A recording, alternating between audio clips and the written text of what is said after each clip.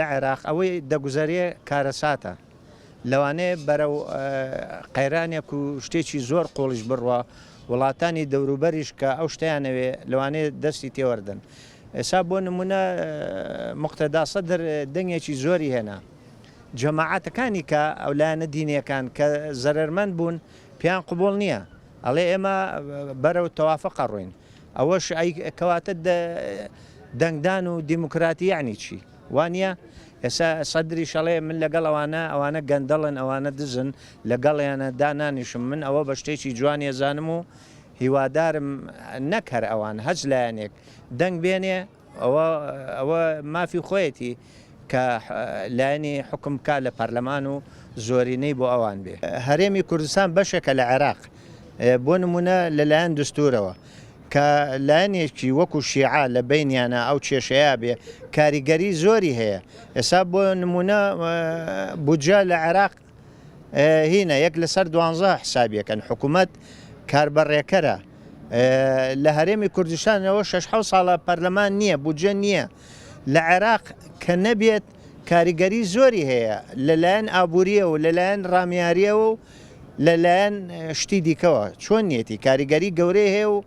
لەوانەیە وڵاتانی دەوروبەریش دەستێوەردان بکەن بژاردن بە لووتکەی دیموکراتی و بەلووتکەی مافی مرۆڤ ئەزانم بەڵام لە عێراق بەرناتشۆ ئەڵێ سێ کەس کە قیتارێکیان لێ خوڕی هەر یەکەی بەلایەکە لێ خوڕێ. عێراق لەبەر ئەوەی لەگەڵ دیموکراتیان نامۆیە دیموکراتی نەبینیوە 35 ساڵ سەدام حکمیە کرد حسابی بۆ هیچ کەس ناکرد لانی کە هاتوون کە هەر حەزەکەن گەندەڵی و دزی بکەن دز چۆن مافی بڕای بە دیموکراتی هەیە پێت ناڵێن پێشتۆزێ وتم ئەوانەی دەنگیان نهێنا ئەڵێ ئێمەش داوای تەوافقەکەین و ئەمانەی حکمکەین لایەنێکە خەریکی دزی و گەندەڵی بوو تۆ لەو بڕوای بە دیموکراتی و بە دەنگدان هەبێ ئەوەی ئێستا لە عێراق گوزارێ ئەو مەسەلەیە شەڕێکی ئیقلیمیشە شەڕی دووبەرەیە بەرەی ئێرانی و بەرەی کەندا و تۆ سەیرەکەی لەم حاڵەتەیە موقتەدا سەدر لە وڵاتانی ئیقلیمیەوە نزیکترە لە دژەکانی ئێرانەوە نزیکە اینجا بەڕاستی ئێرانیش بە هەموو قوتی خۆی موقتەدا سەدر لاواز بکە موقتەدا سەدر بەڕاستی لە دوای ڕوخانی سەدامەوە لە عێراقا قەزەی دروست کردووە لە سەردەمێکە لە ساڵی 2005 بەدواوە یەکێک لەوانەی کە چۆشی بۆ ئەمریکا دانەیە و ئەمریکای هێنایە زەلالەت لە عێراقەوە ئێساش لە عێراقا قەزێ دروستەکە بەڕاستی تۆ سەیرەکەی موقتەدا سەدر براوەی هەڵبژاردن بوو لە عێراقا لایەنەکانی چوارچێوەی هەماهەنگی ویسیان ئاوتیکەن موقتەدا سەدر ئاوت ناکرێت چونکە موقتەدا سەدر قەزێ دروستەکرا و پێشڕەوی خەڵکەکات سەیرەکەی ئەگەر ئەم جارە ئەم شەڕەی دام نەمرکاندایەتەوە لایەنەکە هین ناوچەکانی ژێر دەسەڵاتی حکوومەتی عێراقی ئەبووە لافاوی خوێن هەڵەسا گۆمی خوێن هەڵەسا ئەگەر موقتەدا سەدر ئەو پەیامەی بڵاو نەکردایەتەوە کە ئەو شەڕە بۆسێت عێراق تووشی شەڕێکی ناوخۆیی گەورە ئەبێەوە لەسەر مەسەلەی هەرێمی کوردستانیش لەسەر مەسەلەی هەرێمی کوردستان کاریگەری نابێت چونکە لە کوردستانە کەس نییە قەزێ دروستکە وەکو موقتەدا سەدر پێشڕەوی خەڵک بکە ئەوەی لە کوردستانە ڕوئەیە تەنها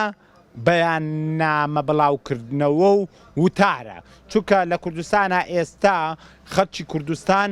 پێویستی بە پێشڕەوێکە کە پێشڕەوی خەڵک بکە و کە بێتە ناو خەڵکەوە پێش خەڵک بکەوێ بۆیە منەڵێم ڕووداوەکانی بەغاو ڕووداوەکانی بینی موقتەدا سەدر و لایەنەکانی چوارچێوەی هەماهەنگی کاریگەریەکی ئەوتۆی لەسەر هەرێمی کوردستانی عێراق نابێت طبعا دیارەوەی کە ئێستا لە عێراقا گوزەرشێکی تازە نییە و هەمیشە چاوەڕوان کراوە کە عێراق دۆخی ئاڵۆزتر ببێت لەبەری کە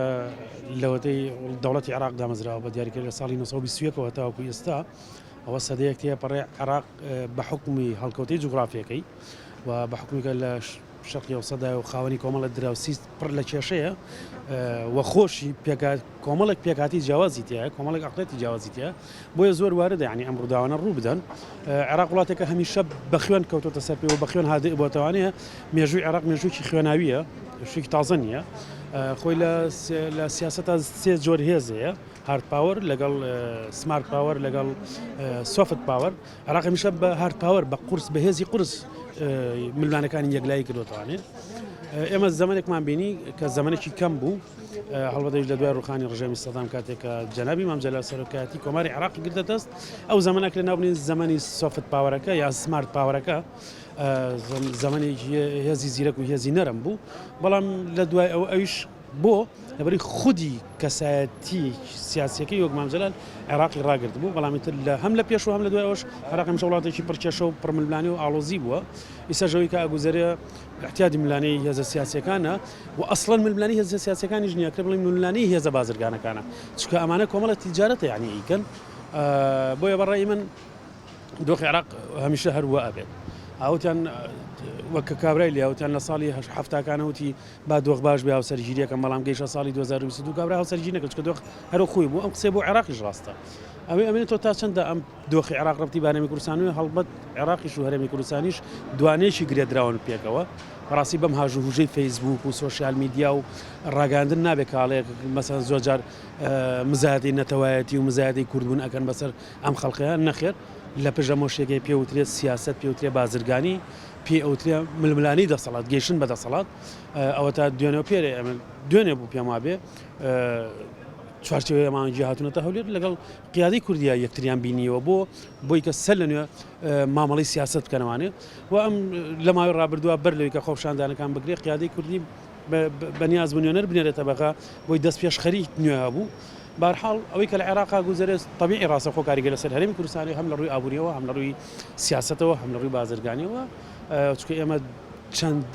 مثلەن دنیایەک پەرلەمانتار و بەرپرس و وەزیر و مدیر عام و هەموو شارەمان لە بەغایە هەیە باشە بۆیە بەڵێ ڕاستە و خۆ کاریگەری هەیە لەسەر هەرێمی کوردستان ئەو دۆخی کە لە هەرێمی کوردستان ئاگرێت هەر چەندەوەشمان بیر نەچێت عێراق وڵاتە خاوەن سیادەیە خاوەن سەنگ و قورسایی خۆیەتی لەم ڕوانگەیەوە لەگەڵ هەرێمی کوردستانە فەرقی هەیە